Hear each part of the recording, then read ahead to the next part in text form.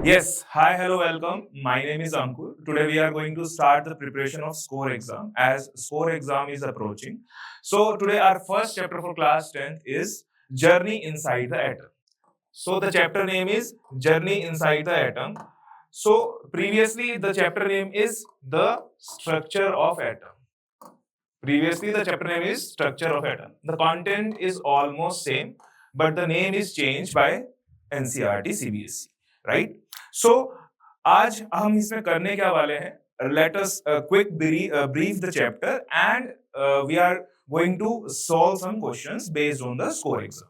So क्या क्या पढ़ने वाले हैं? हम मैटर से सब एटॉमिक पार्टिकल्स पे कैसे पहुंचे, डिस्कवरी स्टोरी मतलब इलेक्ट्रॉन कैसे डिस्कवर हुआ, प्रोटॉन कैसे डिस्कवर हुआ एंड न्यूट्रॉन कैसे discover, right? And we have different models of atom. देखो स्ट्रक्चर ऑफ एटम का मीनिंग ही यही है कि एटम के अंदर जितने भी सब एटॉमिक पार्टिकल्स हैं, जितने भी क्या है सब एटॉमिक पार्टिकल्स हैं, वो अरेंज कैसे है, एटम के अंदर वो अरेंज कैसे है, that is the structure of atom. तो हमने डिफरेंट मॉडल्स पढ़ने हैं to explain about the structure of atom कि कैसे इलेक्ट्रॉन, कैसे प्रोटॉन, कैसे न्यूट्रॉन एटम के अंदर अरेंज है. तो firstly we are going to see the models of atom. Last में कुछ पैरामीटर्स है जिसको हम बोलते हैं atomic number, mass number, isotopes, isobars, valency and a quiz is there for a short quiz in the session also.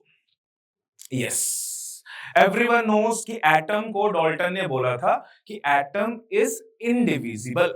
Atom क्या है? Indivisible. That means it can not break down further into smaller part. मतलब कि इसमें simple सी बात यह है, किसी भी चीज को आप ब्रेक डाउन करते हो, एक पॉइंट पे आके स्टॉप हो जाता है. तो उस पार्ट को उसने बोला atom, that can not be further divided. If we are going to compare our size with the atom size, suppose we have 1.7 meter and the grain of sand is 0.5 mm and the human cell is 0.01 mm and the size of atom is 10 million times smaller than our size. It is 10 million times smaller than the width of a human hair.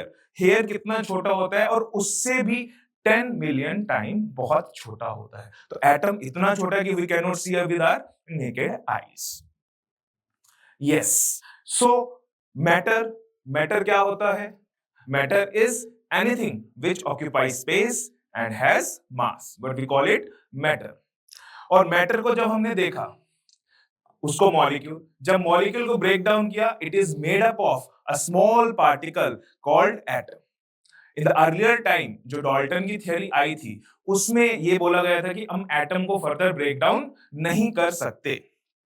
ठीक है, तो now we are going to see the first particle that is electron.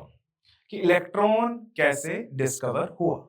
सबसे पहले तो electron पता कैसे चला कि पार्टिकल्स जो एटम के अंदर है इलेक्ट्रॉन प्रेजेंट होते हैं.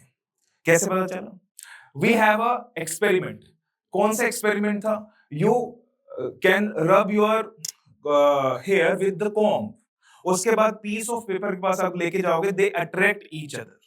तो that could be possible only जब पार्टिकल्स के ऊपर कोई चार्ज आया होगा, right? This is the experiment of static electricity.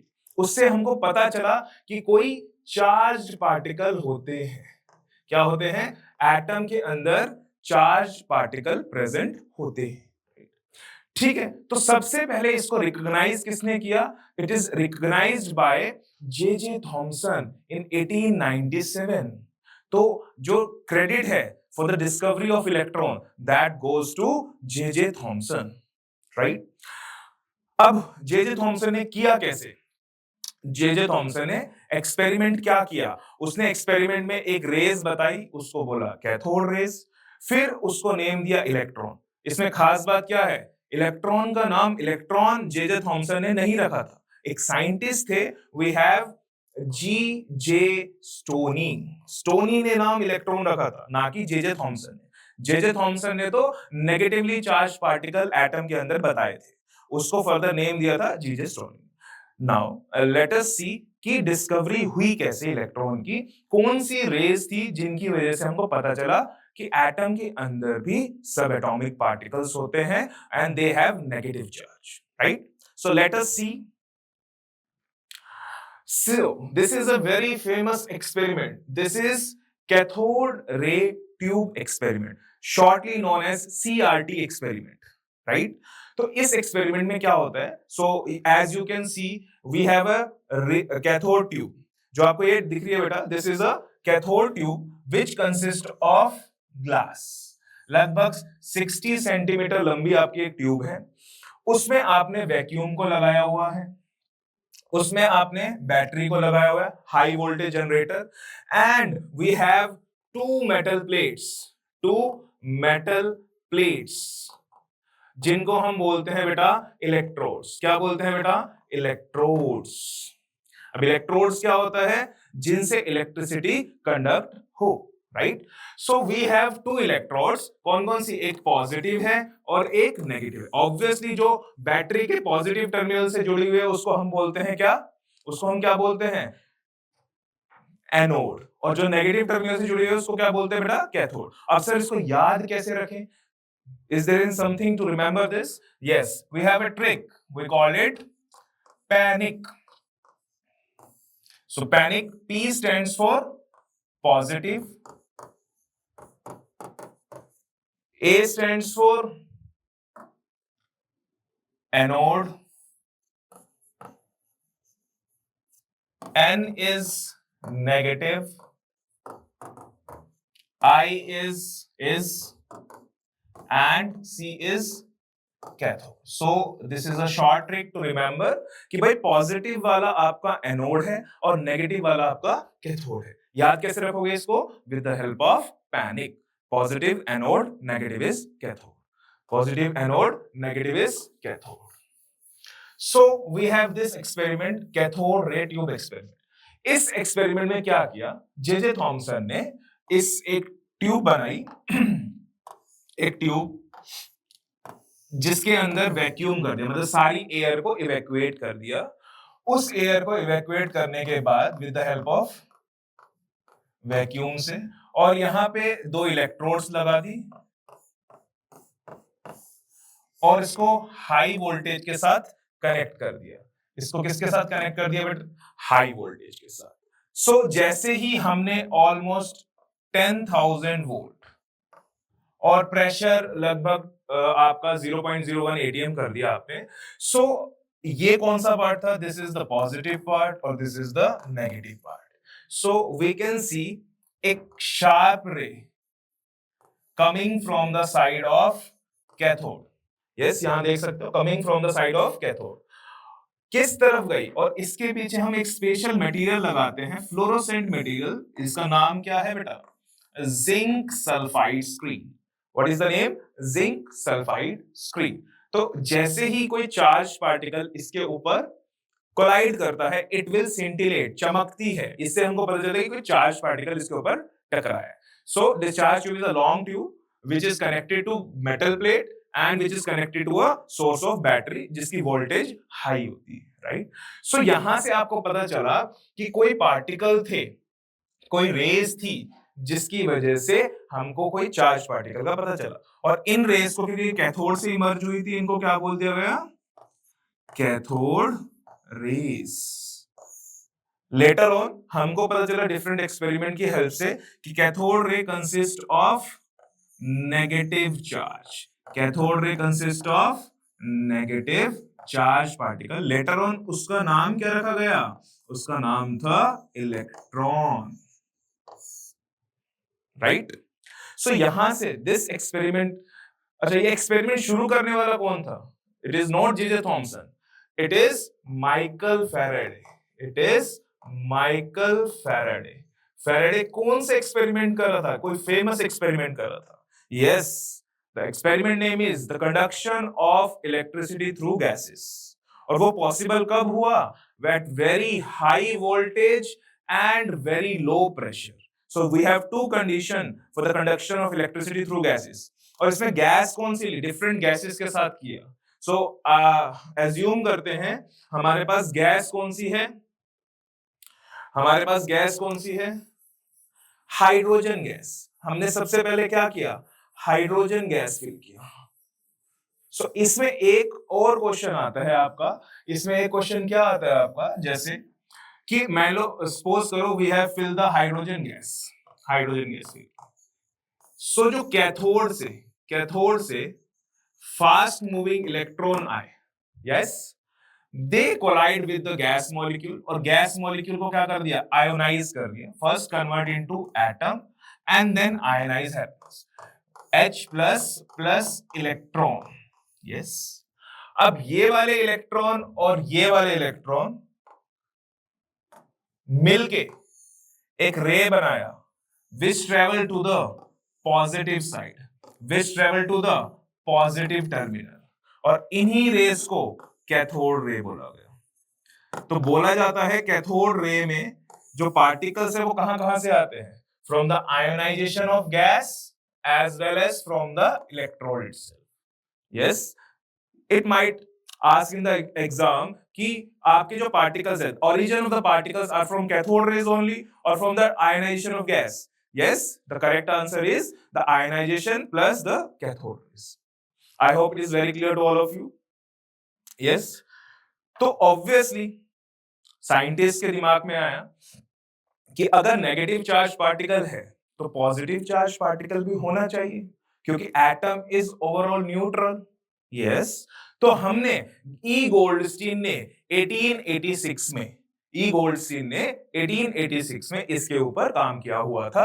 और किसके ऊपर काम किया हुआ था, this what we called is canal rays, और इसको हम बोलते हैं एनोड रे, राइट। तो बट इसके लिए जो क्रेडिट मिला था कि पॉजिटिव पार्ट को ढूंढने वाले के लिए क्रेडिट किसको मिला था, we have Ernest Rutherford in 1917, right. तो पूछा जाता है एग्जाम में, who discover the proton, simple question. Sometimes we have a doubt कि गोल्डस्टीन ने किया था। Now the correct answer is the Rutherford discovered the positive part, what we call it proton, right? And the mass of proton is very very high as compared to mass of electron. So we can see the discovery of electron is done by J.J. Thomson, and the proton की discovery start किसने किया था, Goldstein ने, and later on Rutherford ने इसको बताया था सबको कि ये आपका part. This is also discovered by with the help of cathode ray tube experiment. हम पीछे जाते हैं कैथोड रे ट्यूब एक्सपेरिमेंट में।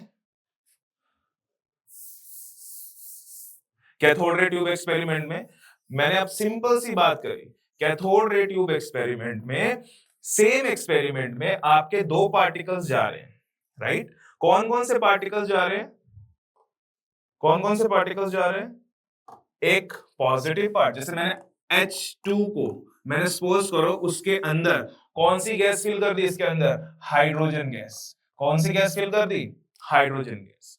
अब ये हाइड्रोजन गैस जब आयोनाइज होगी तो अपने पास एक positive part and other part is the negative part. ये नेगेटिव पार्ट तो हमारा इसने कॉन्स्टिट्यूट क्या कर लिया, इसने बना दी हमारी कैथोड रेस, राइट। बट ये जो पॉजिटिव पार्ट है, ये जो पॉजिटिव पार्ट है एटम का, इसका क्या हुआ, that they constitute the canal rays, they constitute the canal rays, और समटाइम्स हम इसको एनोड रेस भी बोलते हैं। They are not emerging from the anode, they are from the ionization of gas, but they are coming from the side of anode. That's why we termed it as anode rays. Why we called it as canal rays? इन्होंने खास बात क्या थी बेटा, कि यहाँ पे जो आपकी आपकी इलेक्ट्रोड थी, क्या थी, इलेक्ट्रोड, वो इलेक्ट्रोड क्या थी, परफोरेटेड, क्या थी, परफोरेटेड। परफोरेटेड होने की वजह से, मतलब परफोरेटेड का मीनिंग क्या है, कैथोड हैविंग होल्स। कौन सी करी थी उसने होल्स, कैथोड हैविंग होल्स, ठीक है। इसीलिए क्योंकि ये इस होल से पास हो रहा है, that's why they are called as canal race.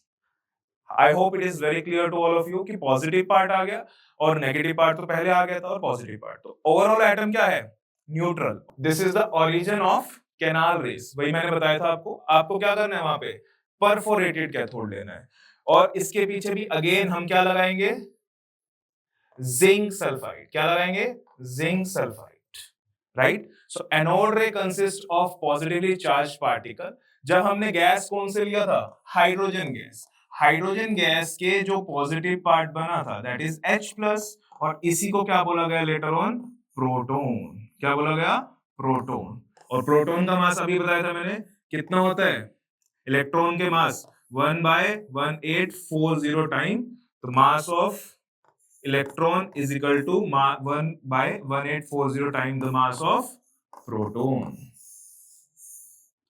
right so we have discussed this already yes now obviously अब हमारे पास एक और पार्टिकल आया इस पार्टिकल के बारे में पता कैसे चला right now we have suppose करो we have carbon we have 6 as atomic number and 12 as mass number so we have a total mass of carbon as 12 units और इसका जो 6 एटॉमिक नंबर है that will give you the number of protons हमारे पास लगभग 6 है electrons भी 6 है protons हमारा कंट्रीब्यूट करता है लगभग 1 यूनिट 1 यू अभी आप सीखोगे इसको दैट इज आप सीख भी चुके हो यूनिफाइड मास होता है एटम का मास निकालने के लिए हम यू यूनिट यूज करते हैं तो that is will be 6 you और इलेक्ट्रॉन का मास क्या होता है नेग्लिजिबल क्या होता है नेग्लिजिबल तो टोटल मास इलेक्ट्रॉन का हमारा कैंसिल तो इस कैलकुलेशन से हमारा जो मास आ रहा था that will be 6u only and the overall mass of carbon is 12u so there is a lag between the mass or calculated and the actual mass so हमने क्या किया जो ये डिफरेंस था उसके लिए देखा कि there might be some another subatomic particle जिसपे मास कितना हो लगभग अप्रोक्सीमेटली 1u हो एंड चार्ज क्या हो नो चार्ज कोई भी चार्ज नहीं हो तो वहां से आइडिया आया और वहां से जनरेट होके हमको पता चला कि एक पार्टिकल था कौन से ईयर में 1932 में किसने डिस्कवर किया जेम्स चैडविक ने तो हमारे पास इलेक्ट्रॉन की डिस्कवरी हो गई प्रोटॉन की डिस्कवरी हो गई एंड देन न्यूट्रॉन अब न्यूट्रॉन बहुत लेट डिस्कवर हुआ उससे पहले मॉडल्स आ चुके थे बट हम इसलिए एक साथ पढ़ रहे हैं ताकि हमको रेलेवेंट इंफॉर्मेशन रहे कि electron proton and neutron right so neutron was discovered by James Chadwick in 1932 और इसमें क्या था इसमें क्या किया था उसने सिंपल सा एक एक्सपेरिमेंट किया था रेडियो एक्टिविटी का किसका एक्सपेरिमेंट किया था रेडियो एक्टिविटी का उस एक्सपेरिमेंट में क्या था उसने बेरिलियम के न्यूक्लियस पर उसने बेरिलियम लाइट एलिमेंट के न्यूक्लियस पर किसको टकराया अल्फा पार्टिकल्स को किसको टकराया अल्फा पार्टिकल्स को अल्फा पार्टिकल्स क्या होते हैं sir alpha particles is doubly ionised helium one of the main question पूछ सकते हैं कि alpha particle what do you mean by alpha particles होते हैं हमारा डबली आयोनाइज्ड हीलियम एटम और शॉर्टली हम उसको कह सकते हैं हीलियम न्यूक्लियस राइट और बेरिलियम का क्या होता है राइट जब ये रेडियो एक्टिविटी का फिनोमेनन किया तो एक पार्टिकल कार्बन आपका इमर्ज हुआ और एक लाइट पार्टिकल जिसको हम क्या बोलते हैं न्यूट्रॉन यहां से आपकी डिस्कवरी हुई न्यूट्रॉन की यहां से आपकी डिस्कवरी किसकी हुई न्यूट्रॉन की तो थर्ड सब एटॉमिक पार्टिकल इज न्यूट्रॉन जिसके ऊपर चार्ज नहीं होता there will be no charge on the neutron done so हमने डिस्कवर कर लिया electron proton and neutron electron proton and neutron so we need to know the general characteristics of electron proton and neutron उसके लिए हमको क्या करना पड़ेगा अब you know the symbol of electron electron का सिंबल होता है E माइनस प्रोटॉन का सिंबल होता है P प्लस न्यूट्रॉन का सिंबल होता है N0 right so we have relative charge mass होता है 1.673 into 10 की पावर -27 kg राइट?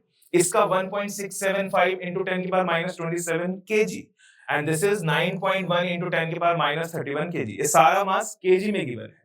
अब ये पूछ रहे थे मास सबसे ज्यादा किसका होता है? ऑब्वियसली वी हैव न्यूट्रॉन का, न्यूट्रॉन के बाद प्रोटॉन का, उसके बाद इलेक्ट्रॉन का। इनके कंपेयर में इलेक्ट्रॉन के मास को हम नेग्लेक्ट कर सकते हैं because that is very small. Relative mass, अगर रिलेटिव मास की बात करें दैट विल बी 1 मतलब सबसे ज्यादा 1 यूनिट मैंने बताया था आपको, इसका भी 1 यूनिट, इसका कितना होता है इलेक्ट्रॉन का? That is 1/1840 times the mass of obviously protons. Relative charge, this is +1, this is -1 क्योंकि न्यूट्रॉन पे कोई चार्ज नहीं होता, this is 0 and we have the absolute charge on electron. Yes, electron पे कितना चार्ज होता है? इलेक्ट्रॉन पे जो चार्ज होता है 1.602 into 10 की power -19 coulomb, this is the unit. And proton पे कितना होगा? ऑब्वियसली इस पे अगर माइनस में है तो इस पे क्या होगा? प्लस में। तो दिस इज अ इंफॉर्मेशन कि हमको ये जस्ट छोटी छोटी बातें पता होनी चाहिए कि इलेक्ट्रॉन रिलेटिव चार्ज क्या है, रिलेटिव मास क्या है, सिंबल्स क्या होते हैं इलेक्ट्रॉन, प्रोटॉन एंड न्यूट्रॉन के, राइट? यस, अब हमने इलेक्ट्रॉन, प्रोटॉन एंड न्यूट्रॉन को डिस्कवर कर लिया है। पता चल गया हमको कि इलेक्ट्रॉन, प्रोटॉन एंड न्यूट्रॉन कैसे कैसे डिस्कवर हुए, क्या क्या उसके कैरेक्टरिस्टिक्स थे, कितना मास था, कितना चार्ज था। Now different scientists, different timeline is there to explain कि ये सब atomic particles कैसे अरेंज होते हैं एटम के इनसाइड। सबसे पहले मैंने बताया था आपको, डॉल्टन ने बताया। डॉल्टन ने क्या बोला कि एटम को हम फर्दर ब्रेक नहीं कर सकते and we know that atom can be further divided into different subatomic particle like electron, proton and neutron. उसके बाद कौन आए? उसके बाद जे थॉमसन। थॉमसन कौन? वही जिसने डिस्कवरी ऑफ इलेक्ट्रॉन की थी। इन्होंने भी अपना मॉडल ऑफ एटम दिया था। फिर उसके बाद कौन आए? Rutherford and then Bohr's. Bohr's के बाद भी होता है but for in our class ये हमारे लिए सफिशिएंट है 4 मॉडल्स के बारे में जानना, mainly Thomson, Rutherford and Bohr's model. Yes, we can see one by one and we have elaborated everything in detail. Yes, the first model of atom is Thomson. इसको plum pudding model भी बोलते हैं और इसकी discovery का year भी लिखा हुआ देखो 1897 टाइमलाइन के साथ है, ठीक है? तो प्लम पुडिंग मॉडल क्यों बोलते हैं? और एक और फेमस नाम है हमारे पास, what we call it, watermelon model. क्या बोलते हैं उसको? Watermelon model. क्यों ऐसा बोला जाता है? इसलिए बोला जाता है क्योंकि इसका मॉडल जो था उसने रिलेट किया था किसके साथ? प्लम पुडिंग के साथ या पुडिंग पाई, या हम उसको बोल सकते हैं वाटरमेलन मॉडल, राइट? क्या था ये मॉडल? उसने बोला कि इज जस्ट लाइक जो आपके पास जब तक 2 ही पार्ट थे, एक पॉजिटिव पार्ट और एक नेगेटिव पार्ट। इसने बोला सिंपल सा, it is a sphere of positive charge. जो एटम है ये पूरा, this is a sphere of positive charge और जिसके अंदर कौन एम्बेडेड है? कौन एम्बेडेड है? इलेक्ट्रॉन्स एम्बेडेड है। ये सारे क्या है? ये आपको जो दिख रहा है कि क्या है? They are electrons. तो sphere of positive charge, electrons embedded like the plums. यहां प्लम्स है क्योंकि प्लम पुडिंग मॉडल बोला है। अब हम अगर वाटरमेलन बोलेंगे तो व्हाट वी कॉल देम? हम उसको बोलेंगे, क्या बोलेंगे? सीड्स। अगर हम उसको कंपेयर करेंगे तो इसको बोलेंगे सीड्स और इसको बोलेंगे the red edible part.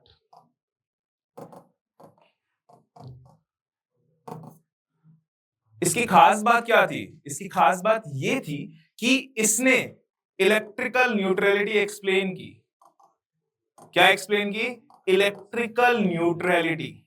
What does that mean? That means total positive charge. क्या? Total positive charge will be equal to total negative charge, right? What is the meaning of electrical neutrality? Total positive charge is equal to total negative charge. But it could not explain जो upcoming model थे।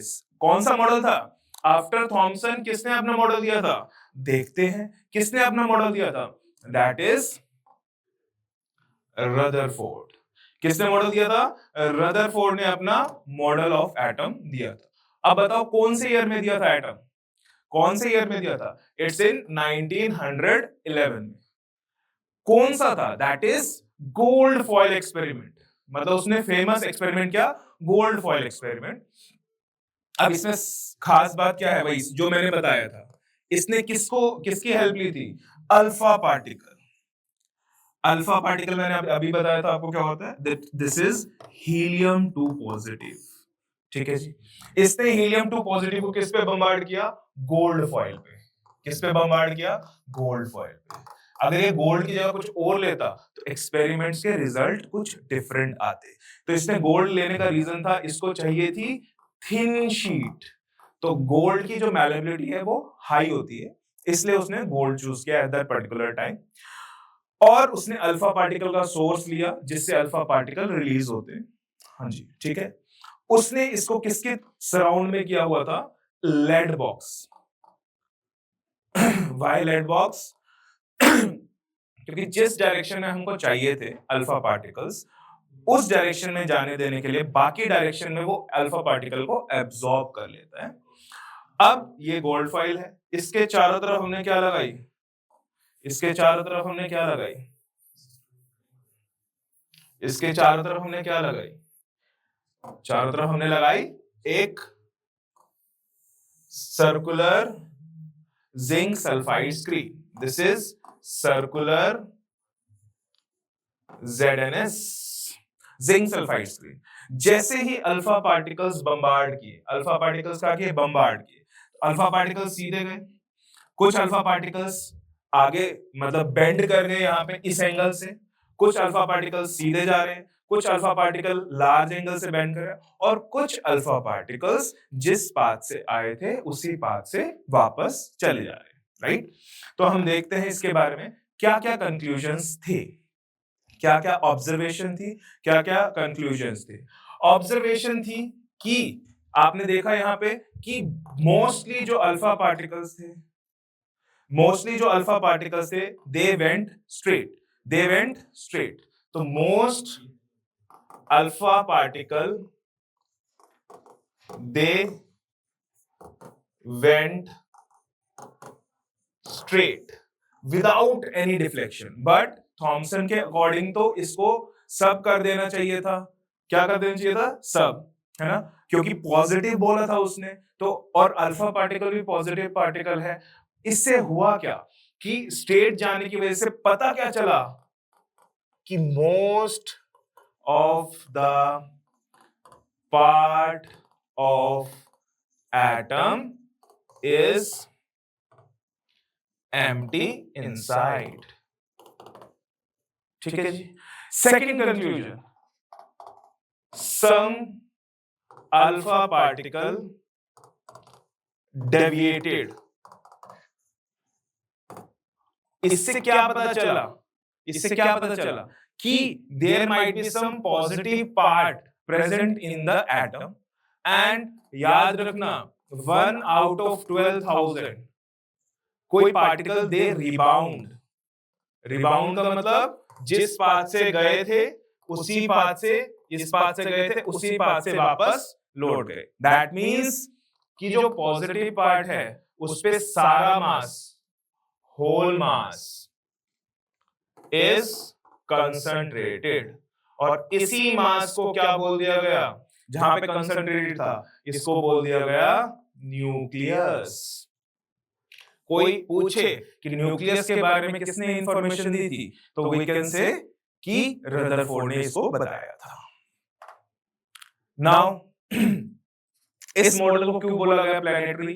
क्योंकि इसने बोला था centre में nucleus है और electrons revolve कर रहे हैं अराउंड द न्यूक्लियस, इसलिए इसने इसको बोल दिया प्लैनेटरी मॉडल। क्वेश्चन किस तरह से पूछा जाता है कि प्लैनेटरी मॉडल ऑफ एटम कौन सा था, out of which Thomson model था, रदरफोर्ड मॉडल था, बोहर्स मॉडल था, और नन ऑफ दीज। तो you can write, you can tick Rutherford model of atom is also called as planetary model.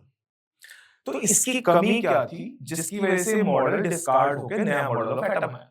So what is the limitation? The limitation ये थी कि देखा गया जब भी कोई चार्ज पार्टिकल सर्कुलर पाथ में घूमता है तो एनर्जी लॉस करता जाता है। एनर्जी लॉस करेगा तो obviously it falls into the nucleus. अगर वो न्यूक्लियस में फॉल कर जाएगा तो एटम का कोई साइज ही नहीं होगा। That means atom has no size, and we know that atom का कुछ ना कुछ size होता है। तो that is the drawback. It could not explain stability of atom. It could not explain stability of atom. उसको explain करने के लिए कौन आए? So our next scientist will be Bohr's. तो next scientist कौन थे? Bohr's atomic model कब दिया गया? 1913 में। तो बोहर्स ने अपना एटॉमिक मॉडल कब दिया? 1913 में। उसने सिर्फ एक अच्छी बात बोली। क्या अच्छी बात बोली? कि रदरफोर्ड के मॉडल में जो ड्रॉबैक था उसको कैसे कंक्लूड किया? उसने बोला out of infinite shells electron revolve only in those shells. जैसे वो तो सेम था कि सेंटर में आपका न्यूक्लियस है और इसमें कौन रिवॉल्व कर रहा है? शेल्स में कौन रिवॉल्व कर रहा है? Electron revolve. वो तो सेम था, बट उसने बोला out of so many shells, infinite shells, electron revolve only in those shells जिनकी एनर्जी क्या है? फिक्स है। क्या वर्ड यूज किया उसने? एक फिक्स्ड एनर्जी। बस तो उनके बारे में बोल दिया कि उनको बोला गया एनर्जी लेवल्स। उनकी एनर्जी क्या थी? फिक्स थी। उनको शेल्स को नाम दे दिया गया के एल एम एन, और उनकी शेल्स के एनर्जी का ऑर्डर भी क्या था? जितना न्यूक्लियस से दूर जाते गए उतनी उनकी एनर्जी बढ़ती गई, उतना उनका रेडियस बढ़ता गया। तो उनको बोला गया डिस्क्रीट ऑर्बिट्स। क्या बोला गया? Discrete orbits. एंड अब कोई उसने बोला कि जस्ट नील बोहर्स ने कैसे समझाया? मान लो इलेक्ट्रॉन आपका रिवॉल्व कर रहा है इस वाली शेल में, फर्स्ट वाली शेल में रिवॉल्व कर रहा है, तो व्हाट विल हैपन? जैसे ही उसको अगर ऊपर जाना है तो it will gain energy. It will क्या? Gain energy. कितनी एनर्जी गेन करेगा? मान लो इस शेल की एनर्जी है E1, इस शेल की एनर्जी है E2, तो कितनी एनर्जी गेन करके ऊपर चला जाएगा? That is the difference between this. E2 minus E1 energy will be given, then electron will jump into higher shell. तो ये बोला absorption of energy से ही ऊपर जाएगा। Obviously अगर इलेक्ट्रॉन ऊपर गया है, ऊपर वाली शेल में गया है, it will fall back to the lower level, और जब वो fall back करेगा तो एनर्जी क्या करेगा? रेडिएट करेगा। So दो चीजें हैं। When it jumps to the higher level, it absorbs energy. When it's back to the lower level, it radiates energy. Right? So, अब न्यूक्लियस के अंदर क्या होता है? प्रोटॉन एंड न्यूट्रॉन प्रेजेंट होते हैं। Electrons revolve around the nucleus in fixed circular path, what we call it shells, according to Bohr's model. अब इनको इलेक्ट्रॉन्स को शेल में अरेंज करने को हम क्या बोलते हैं? Electronic configuration. Electronic configuration. तो उसके लिए some rules are there। Electronic configuration के लिए the first rule is 2n square। Important है 2n square। अब 2n square में क्या है कि नंबर ऑफ, जैसे n की वैल्यू 1 पुट की हमने, 1 मतलब शेल में, तो अपने इलेक्ट्रॉन कितने हुए? 2। n की वैल्यू 2 पुट की तो इलेक्ट्रॉन कितने हुए? 8। कैसे? इस फॉर्मूला में पुट करना। तो फॉर्मूला भी आपसे एग्जाम में पूछा जा सकता है। तो हमने अलग अलग इलेक्ट्रॉन निकाले। 3 में कितने हैं? 18 इलेक्ट्रॉन, और 4 में कितने इलेक्ट्रॉन हैं? 32 इलेक्ट्रॉन। 4 16 32, राइट? ये आपको गिवन है। And the second rule is कि अगर वो शेल आपकी आउटर मोस्ट शेल है, सबसे बाहर वाली शेल है, तो उसमें 8 इलेक्ट्रॉन से ज्यादा हम फिल नहीं करेंगे, right? So based on that we have electronic configuration. First hydrogen it's 1, second helium it's 2. Similarly अगर हम सोडियम के लिखना चाहें, सोडियम का एटॉमिक नंबर होता है 11. So it's 2, 8, 1. तो आउटर मोस्ट शेल में कितने इलेक्ट्रॉन है? 1 इलेक्ट्रॉन. आउटर मोस्ट शेल में कितने इलेक्ट्रॉन है? 1 इलेक्ट्रॉन है. अब आपसे स्कोर में किस तरह से पूछा जाएगा? स्कोर में पूछा जाएगा आपसे 20 के बाद, जैसे 19 का पोटेशियम इट्स 90. तो 2, 8, 9, राइट? अब ये 9 नहीं लिख सकते, सेकंड रूल आपका वायलेट हो रहा है, तो इसको आपको क्या करना पड़ेगा? नहीं, इस तरह से हम लिख सकते हैं 2, 8, 8, 1. And the last is calcium. It's obviously 2, 8, 8, 2. अब पूछा जो जाता है स्कोर में वो है स्कैंडियम, दैट इज 21. मान लो पूछ लिया जाए तो आप कैसे लिखोगे? ऑब्वियसली 2, 8, 8, 3. This is wrong. अब इसमें क्या ट्विस्ट है सर? इसमें ये ट्विस्ट है कि 2 इलेक्ट्रॉन भरने के बाद इलेक्ट्रॉन अंदर वाली शेल में भरने लग जाएगा, तो आएगा 2, 8, 9, 2. This is exact, right? फिर आता है एक atomic number and then the mass number. This is simple words.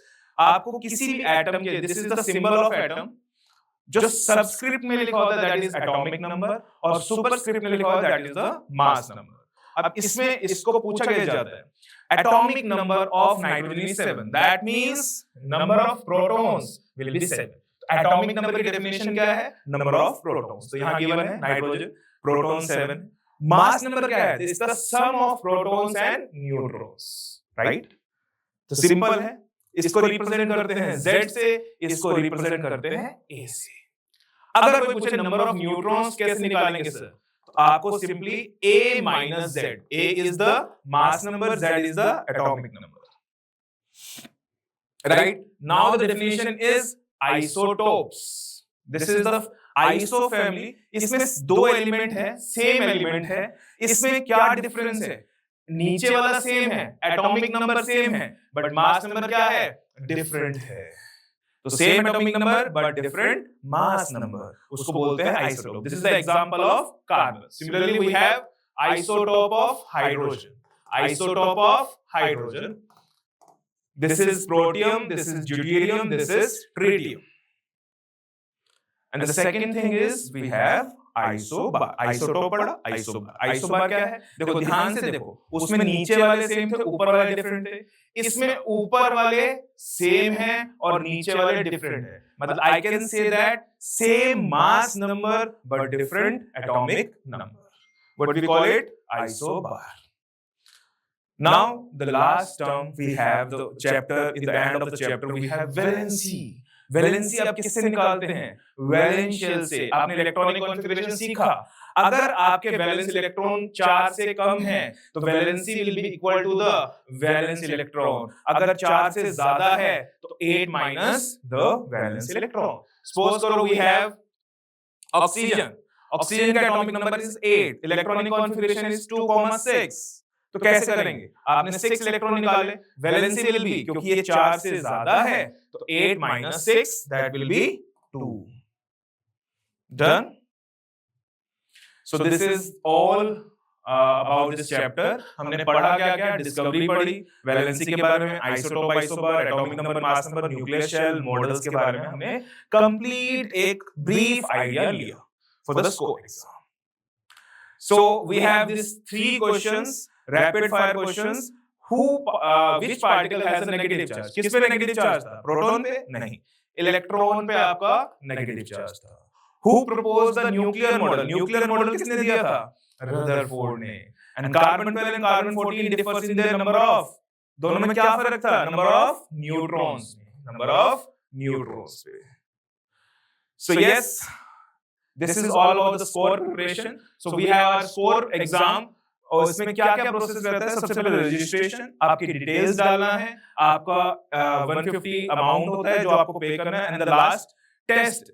कब होगा टेस्ट? ये that will be on 11th of October. So Shri Chaitanya academy की तरफ से जो 11th ऑफ अक्टूबर को है वो हमारा श्री चैतन्य एग्जाम है, that will be conducted in different cities. आप फिल करने के बाद सारी इंफॉर्मेशन आपके पास आ जाएगी।